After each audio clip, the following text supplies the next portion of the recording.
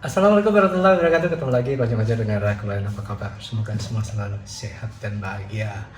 Alhamdulillah ketemu lagi dengan buka puasa hari ini. Buka puasa buka cerita. Buka yang ke-9 sekarang ya. Tidak terasa ya. Terasa tidak terasa sih ya.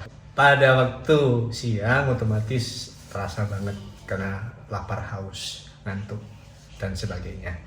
Tapi ketika sudah masuk buka puasa, rasa ingin makan ada sih, cuman tidak sebesar ketika siang hari saat menjalankan puasa. Ya itulah hidup. Hari ini ada ikan yang saya goreng kering banget, crispy, kriak-kriak, kremes, kremes. Dan saya padu dengan sambal kecap. Saya makannya mau pakai tangan saja, lebih enjoy, lebih nyaman, lebih asik, lebih santai gitu ya.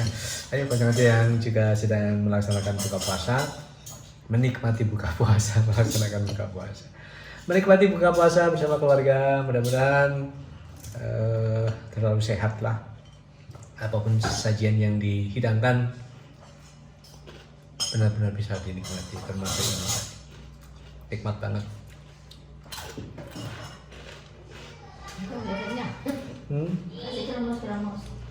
Crispy. Dagingnya emang enak banget nih, nyacak. Enak nyacak golek enak. Enak kok. Karena amis. Ya, selama ini Mbak nggak suka makan ikan karena amis. Tiga yang tidak suka ikan, telur, susu, karena tiga-tiganya amis. Tapi barusan mendengar saya ngeremos ini tadi, kremes-kremes, Mbak tertarik. Semakin kering digoreng, rasa amisnya semakin hilang. Ada cerita apa hari ini?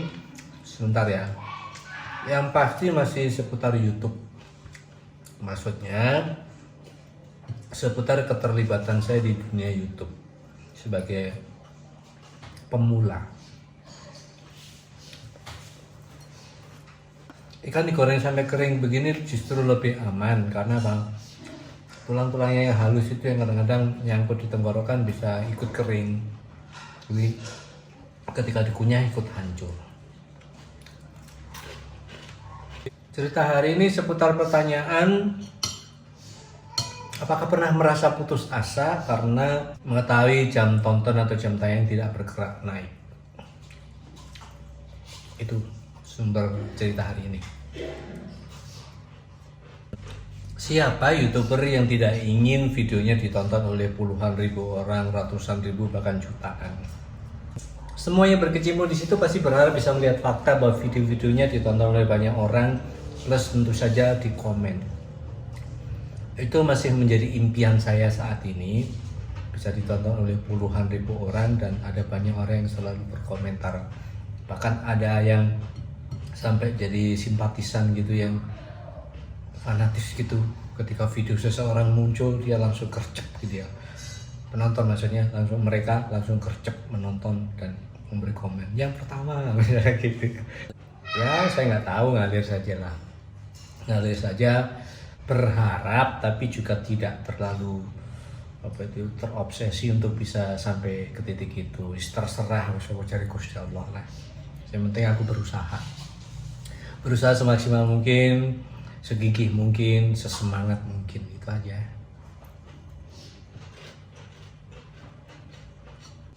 Pernah merasa putus asa? Kalau disebut putus asa sih sebenarnya tidak, cuman setengah lah ya, hampir. Mengapa? Perjalanan channel saya sudah bertahun-tahun ya, udah 3 tahun ya. Ini bulan April tahun ini akan 3 tahun, tepatnya tanggal 30 April. Nah, sepanjang waktu mulai muncul sampai menjelang 30 April ini ternyata jalannya geremet kayak siput ya, merayap kayak siput. Saya nggak tahu apa sebabnya, tapi hasil introspeksi saya adalah karena video-video saya memang kurang layak ditonton atau tidak menarik buat orang lain. Itu saja sih.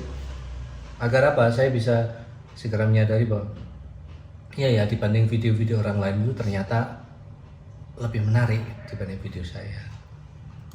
Saya setiap kali menonton punya YouTuber lain, termasuk yang baru, dan saya memang lebih banyak menonton video-video YouTuber pemula seperti saya yang sudah melesat lebih dulu daripada saya. Saya amati, saya pelajari, saya lihat apa ya yang membuat video mereka itu menjadi begitu enak ditonton, ngalir gitu ya. Itu yang terus saya pelajari sampai hari ini, dan ya nggak tahu, pada akhirnya tetap saja video-video saya tidak ditonton. Ya rezeki saya mungkin baru segitu. Mungkin perasaan nyaris putus asa atau putus asa mungkin dialami oleh orang lain itu bersumber dari keinginan yang terlalu tinggi. Ketika membangun channel, mungkin yang dipikirkan adalah bagaimana channel saya bisa berkembang, kemudian bisa secepat-cepatnya dapat penghasilan yang besar sebagaimana yang dialami oleh YouTuber papan atas. Dan karena pikiran itu, jadi lupa bahwa YouTuber papan atas pun memulainya juga dari bawah, merangkak dari 1 subscriber dulu. Tapi yang terlihat sekarang ini kan keberhasilan mereka yang tampak di mata saya nggak bicara orang lain. Yang tampak di mata saya itu adalah bahwa channel mereka itu sudah melesat tinggi, jauh banget gitu ya, dan sudah menghasilkan ratusan juta bahkan mungkin miliaran. Dari situlah akhirnya muncul perasaan jauh amat ya kesenjangan yang terjadi antara channel saya dengan channel mereka. Namun kembali lagi bahwa untuk mencapai ke titik itu memang tidak mudah, butuh perjuangan, dan tidak tahu rezeki kita mau seberapa dan kapan rezeki yang besar itu akan muncul. Halo Mas Nabil. Satu hal yang menyelamatkan saya dari keputusasaan adalah perjalanan sejak awal. Kalau saya benar-benar menurutkan perasaan itu, kemudian sudahlah, capek, berhentilah, nggak usah main YouTube lagi, berarti sia-sia dong perjalanan saya dari depan itu, dari tahun 2020. Apalagi channel saya sudah dimonetisasi. Saya juga melihat fakta bahwa di luar sana banyak sekali, ribuan mungkin YouTuber yang sampai detik ini belum merasakan bagaimana sih monetisasi itu. Saya kembalikan ke situ. Jadi rasa putus asa itu kemudian tiba-tiba menyisih, hampir putus asa, kemudian menyisih, kembali lagi bersemangat. Memang benar-benar tidak mudah buat saya ya, atau buat orang lain. Untuk mencapai monetisasi itu benar-benar luar biasa. Saya akan ceritakan pada lain waktu berapa lama saya bisa mencapai monetisasi dan sampai hari ini. Mental saya memang benar-benar diuji untuk bisa menerima kenyataan-kenyataan itu dengan lapang dada bahwa tidak mudah, tidak mudah untuk bisa mencapai khayalanmu, mencapai impianmu. Kecuali YouTuber pemula yang mungkin terdongkrak oleh figur-figur tertentu atau orang-orang tertentu atau siapapun itu. Saya nggak perlu menyebut nama, nanti kesannya jadi pansos ya. Banyak sekali kan, ada YouTuber atau pesohor lah atau selebritis lah, siapalah itu yang terkenal lebih dulu, kemudian pulang kampung, kemudian ngajak teman-teman di kampungnya untuk bikin YouTube. Mereka itu teman-temannya belum terkenal sama sekali, dan setelah diajak kemudian istilahnya dipansosi gitu ya, akhirnya mereka bisa naik secepat-cepatnya. Ya rezeki mereka gitu ya. Alhamdulillah, saya ikut senang juga.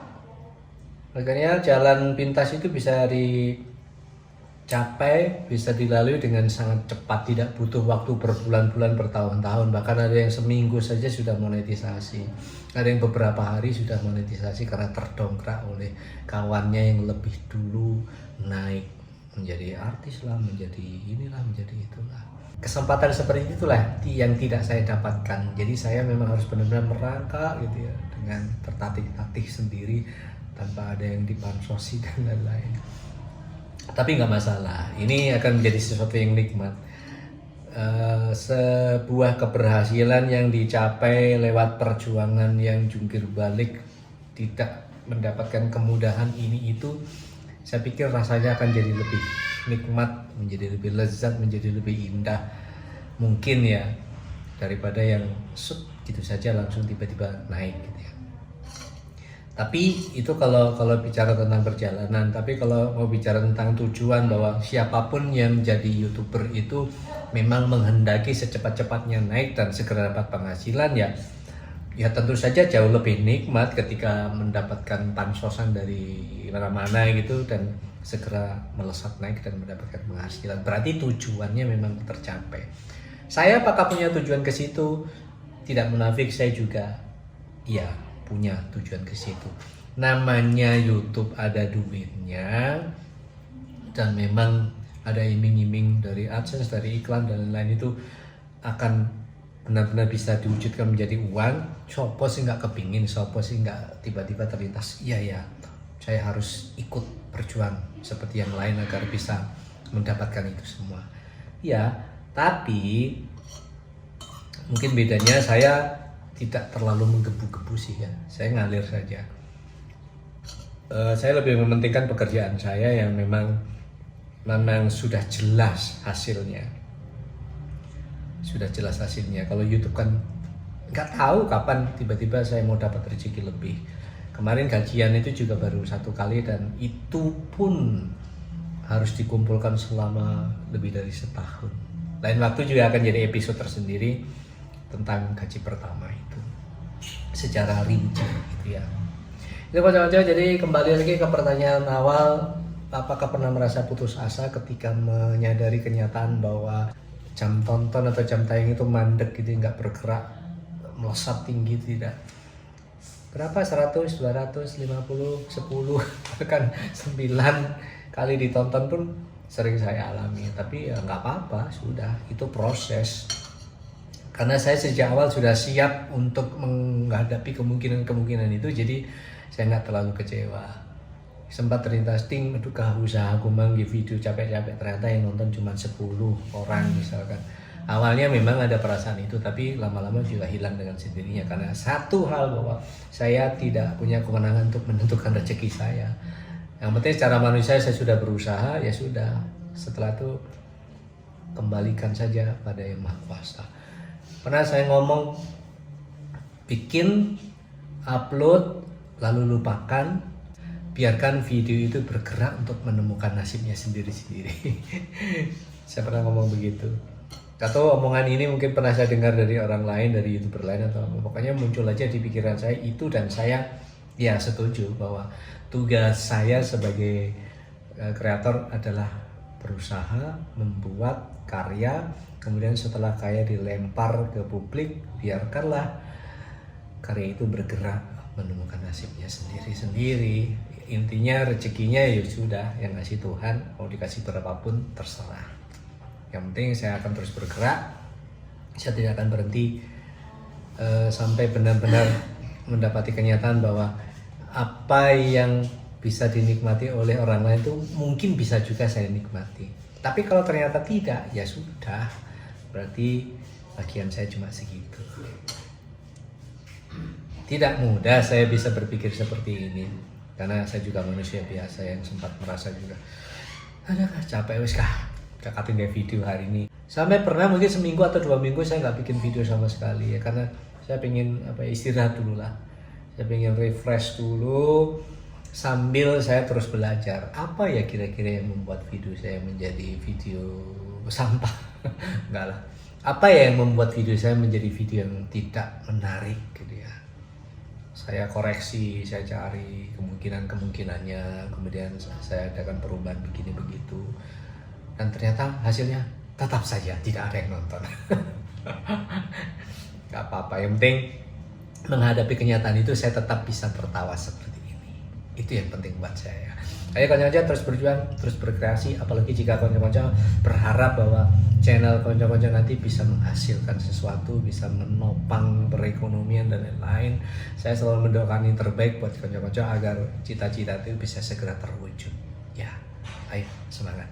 Terima kasih, ketemu lagi dalam waktu.